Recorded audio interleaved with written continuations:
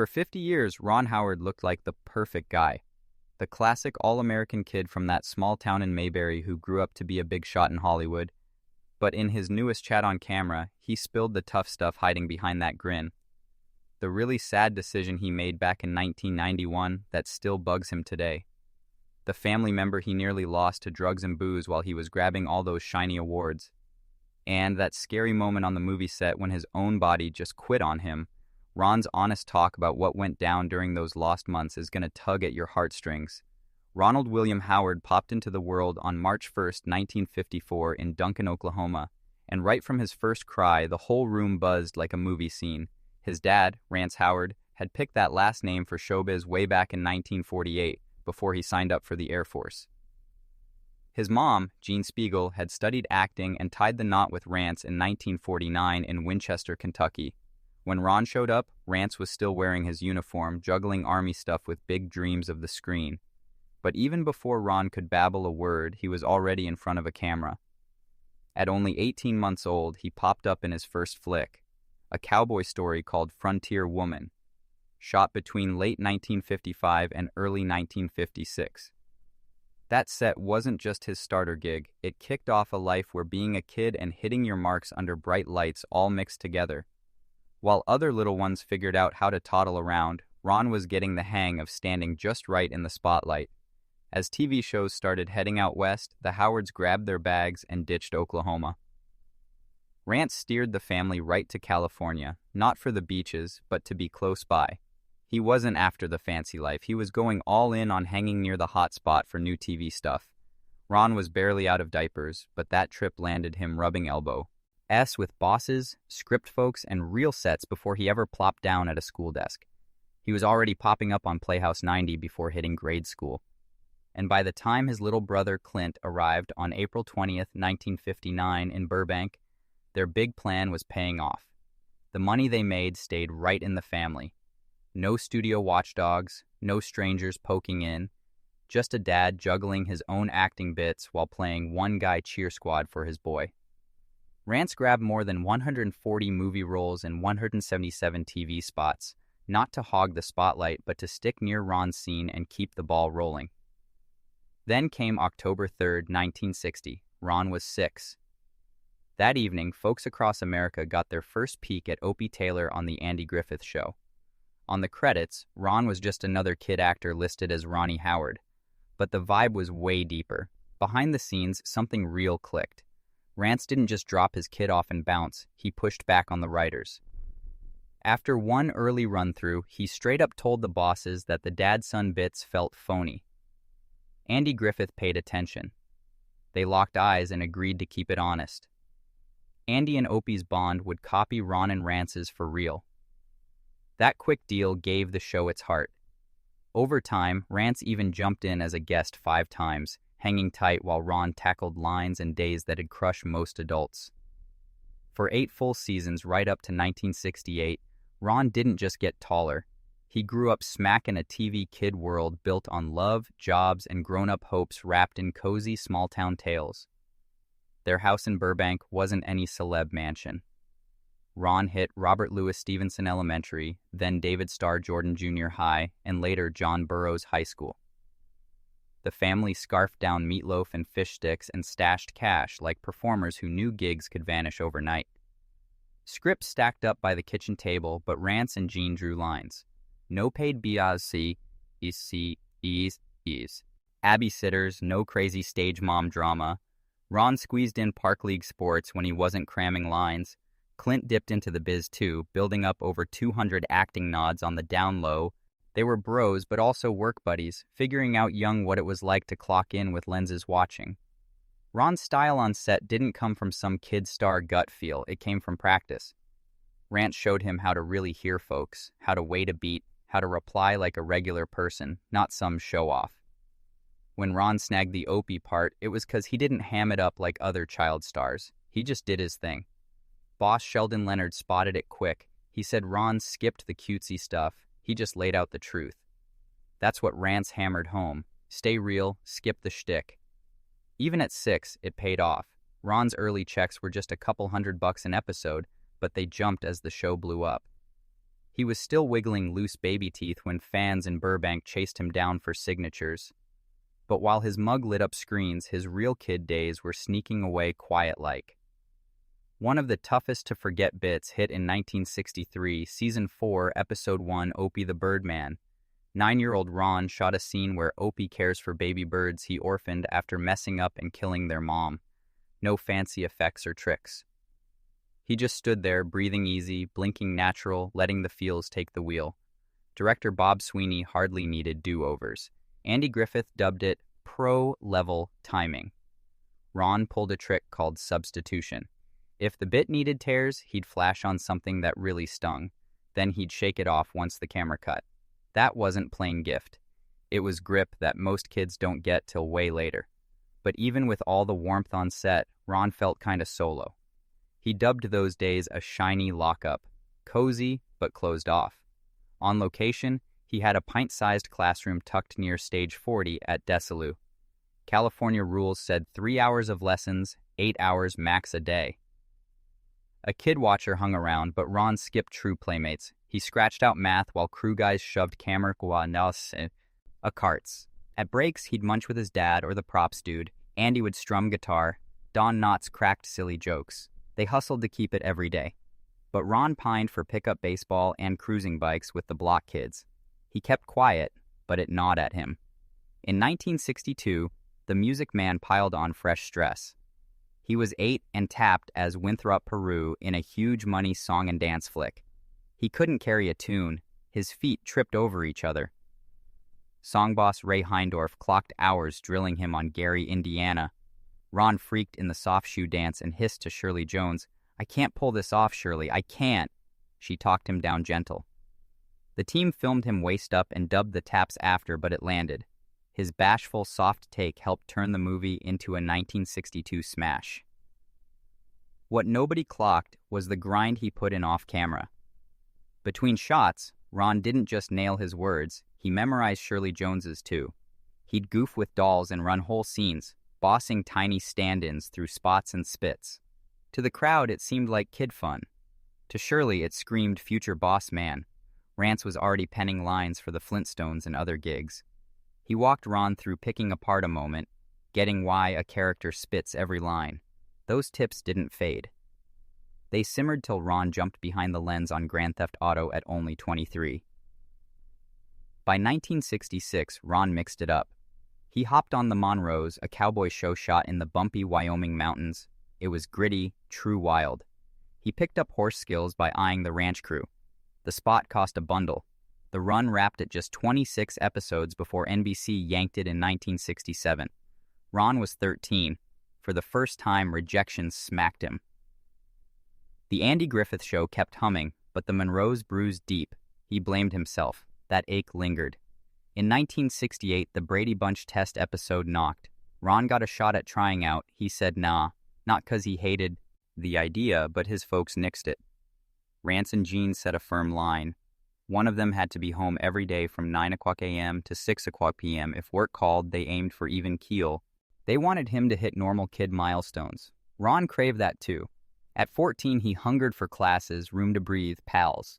He skipped the tryout, and it might have guarded his path because by 1974, he stepped into Richie Cunningham on Happy Days, the gig that hauled him through teen stuff and handed him cash and room to slip behind the camera. In 1969, Ron's rep scored a huge win. He locked in rerun cash from the Andy Griffith Show, about $50,000 a year. That topped what Sandy Koufax pulled at his baseball best. But the Howards didn't blow it. They stayed simple. They set up savings pots, grabbed U.S. bonds, and rolled on like always. Ron nagged to toss money at a go-kart setup with buddies. His parents greenlit it. He dropped about $25,000. That was his kickoff crash course in betting big. Acting filled his pockets, but handling the dough, whole other game. That hit home hard. On April 1st, 1968, the last Andy Griffith Show episode dropped. Ron was 14. He knew that set inside out. He could spot every lamp's hang and every crew spot. That final week hung heavy. Crew snagged call sheets as keepsakes. Andy and Ron lingered late yakking baseball. Their on-screen send-off stayed low-key, but Ron sensed a door shutting. He'd spent his whole kid era 48 feet from a lens. Now he had to tackle teen life, and in 2 years he was already juggling homework with cattle calls. The day they tore down the Mayberry builds, the fresh page was flipping. In 1974, Ron Howard was just 19 when he strolled into Gary Marshall's office and flipped his whole path. He didn't spit the lines like the rest. He plunked down and called for a cherry phosphate like it was his regular haunt. The spark with Henry Winkler hit like lightning. It wasn't scripted, but who cared? For 12 straight minutes, Ron turned into Richie Cunningham, and Marshall clocked it. ABC hemmed and hawed. They fretted the Mayberry. Boy couldn't fake teen anymore. But Gary Marshall shoved back, and Ron inked a 5-year pact at $7,500 an episode. He'd edged out 35 other hopefuls, not by yelling bigger, but by chatting like the guy who'd tote your grandma's bags. That's what snagged him 255 episodes. By season 5 in 1977, Ron had been the same sunny teen so long it rang hollow. He was 23, stuck playing a frozen-in-time kid while the real world raged outside. Vietnam blasted on TV and print, and it clashed hard that Richie acted blind. So Ron fired off a 3-page note to ABC. He pushed for true talks. He floated a plot where Richie stares down the draft. They shut it down. Too touchy, too dicey for sponsors. So the fix snuck in sideways. Richie flipping war pages in the backdrop, a quick nod to dodging the call-up. Ron felt boxed in. He later spilled to TV Guide that faking chipper teen vibes when the globe soured made him gasp for air. That itch sparked a seed. He didn't want to just play parts. He craved the reins. He itched to call shots. In 1976, Fonzie fever gripped everything. Black jackets flew off shelves, posters, playthings, lunch kits, raking $50 million in extras. ABC floated renaming the show Fonzie's Happy Days. Ron had clocked this hustle before. His dad, Rance, had scrapped for credit spots his whole run. So Ron stepped up. He pulled $15,000 per episode, but he warned he'd bolt. He handed them 48 hours to lock the name as is. If not, they'd ditch him and face a $500,000 suit for busting the deal. Gary Marshall backed him. The show spun on family, not just one cool cat. ABC folded partway. The title stuck, but Fonzie grabbed top spot in the roll call. Quiet score. Then in October 1977, Ron grabbed his break. He helmed Season 5, Episode 5, A Date with Fonzie. The cash pot was slim, just $10,000, 32 bits, 3 days flat. He rolled in with a shot plan so tight the team dubbed T. Spielberg grade. 1 bit trailed Fonzie through Arnold's Diner in a 90-second glide. Usual take? Hours.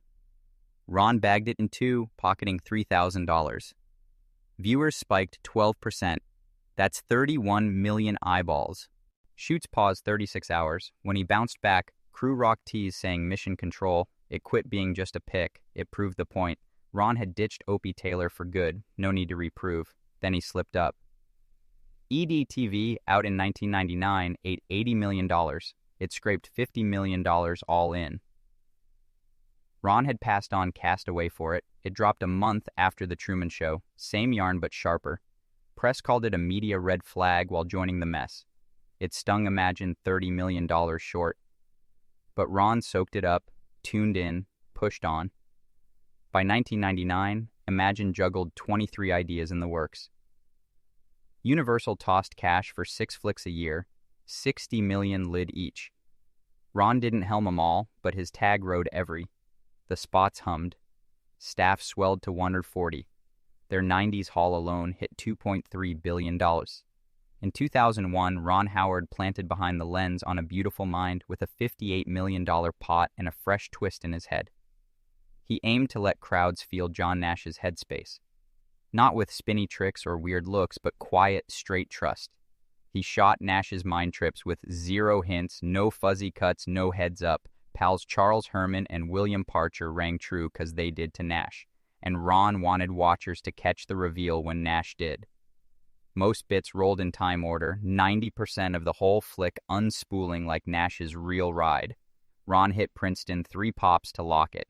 The payoff stunned. On March 24, 2002, he nabbed the Oscar for top director. But the real shade under the yarn wasn't Nash's alone. It was Ron's too. 'Cause behind the prize setups and slick slices hid chunks of his own tale strewn over years of reels, regrets, squeezes, kin, and soft hurts. A Beautiful Mind crushed but dodged flack. Press slammed the skips. They flagged the gaps in Nash's arc. The side flings, the ditched kid from 1953, the 1954 bust that axed his clearance. Math whizzes griped the easy take on Nash Equilibrium, but none of that blocked the pick from $313 million Globe poll. It snagged 4 Oscars. Ron showed a tale could snag souls even trimming truth's roughest bits. Just 5 years on, Ron faced a wilder storm. In 2006, he bossed the Da Vinci Code on a $125 million pot with Tom Hanks as Robert Langdon. But the Catholic crew wasn't rolling welcome mats. St. Sulpice in Paris and Westminster Abbey in London barred the doors. Ron's squad had to fake full churches on computers, and even that snagged. At St. Sulpice, the digi-spots missed by millimeters and zilch fit the mix guys' hopes. Westminster's takes shifted to Lincoln and Winchester spots. Lincoln hit him for $100,000 and okayed shoots August 15th to 19 in 2005. The boss is greenlit, but night only. No beams on the Mona Lisa, so 5 knockoffs got built just for the frame. The pick raked $758 million worldwide. The stats gleamed simple. The grind never did. That same year, Ron mourned low-key. His dad, Rance Howard, had dotted near every project. Apollo 13, Splash, A Beautiful Mind, Parenthood. But on November 25, 2017, Rance passed at 89 in Los Angeles months after his wife Judy slipped in January. He'd started as Harold Engel Beckenholt in Duncan, Oklahoma on November 17, 1928. Ron tagged him a tough times farm kid who flipped it all chasing a wild hope. Rance had guested on The Waltons, Seinfeld, Grey's Anatomy, and even nabbed an Emmy shout for Through the Magic Pyramid. The guy who schooled Ron on playing real and tuning in was Dust. In 2008, Ron grabbed Frost Nixon off the 2006 stage play. With a $25 to $29 million pot, he nailed the hush fight between David Frost and Richard Nixon. He pored over old clips. He eyed every tick, every hold, every huff. When Frank Langella dropped Nixon's killer line, "I let the American people down," it boomed. The pick scored 5 Oscar nods at the 81st Academy Awards, including Best Pick and Best Actor, but past the buzz, it just pulled $28.5 million.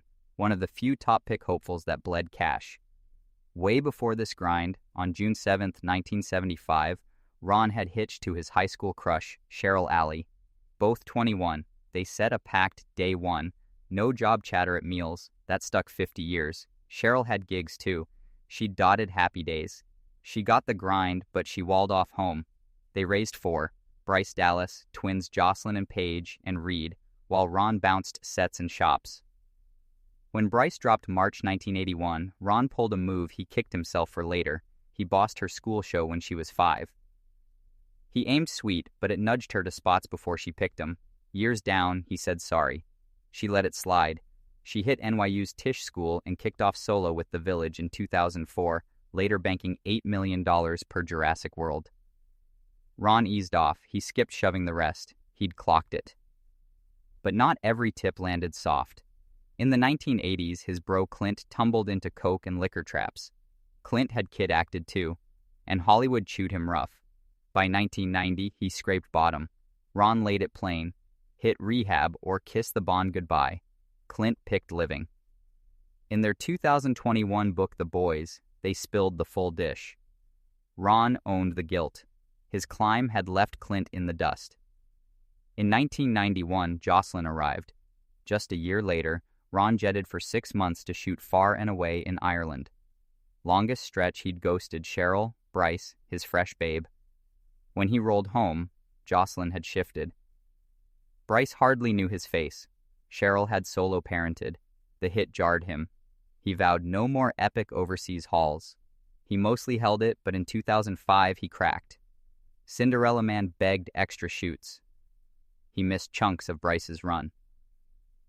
In 2025, at their 50th bash, Ron gifted a bench to John Burroughs High where they sparked. He dropped a soft truth. He still ached over the blanks. Cheryl dipped her head. The no-work meal code held, but she wished he'd eyed the bill sooner. In 2020, he bossed Hillbilly Elegy. Netflix forked $45 million. Critics shredded it. He ate a Razzie shout for weakest director, but Glenn Close still grabbed Oscar, SAG, and Golden Globe buzz. That same year, Ron dropped Rebuilding Paradise, a doc on the 2018 campfire that took 85 lives and torched 14,000 pads. His in-law had crashed in Paradise. The clips, the yarns, it cracked him. He dubbed it his roughest haul. He rolled tape over a year. He didn't blink. Then Eden hit. In 2025, Ron veered fresh. A keep-alive chiller in the 1930s Galapagos spots. He'd caught wind of the tale 15 years back on break. He sketched the flick on his BlackBerry that night. It starred Sydney Sweeney, Jude Law, Ana de Armas, Vanessa Kirby, Daniel Bruhl. The $55 million joint hit 664 screens and scraped $1 million. Ron called it an artsy gamble that left him wired anxious. He'd near quit already. In 2018, Solo, a Star Wars story, crumbled under him. He jumped mid-roll after the first bosses got canned. He reshot 70%. It tanked anyway. In 2025, he owned public that Solo near axed his steering days, but Bryce yanked him up. He bounced with Apple TV Plus drops. He kept at it. By 2025, Ron had hitched 50 years. He'd co-helmed Imagine Entertainment 40 years with Brian Grazer. The outfit cranked over 50 flicks, 47 Oscar shouts, and 289 Emmy nods. His stash topped $200 million. He tipped his hat to Dad for the humble drill. He now guides young bosses. He still spins yarns. He still flashes on the bench at Burroughs High, the skipped dinner chair, the tot who blanked on him. He holds it all,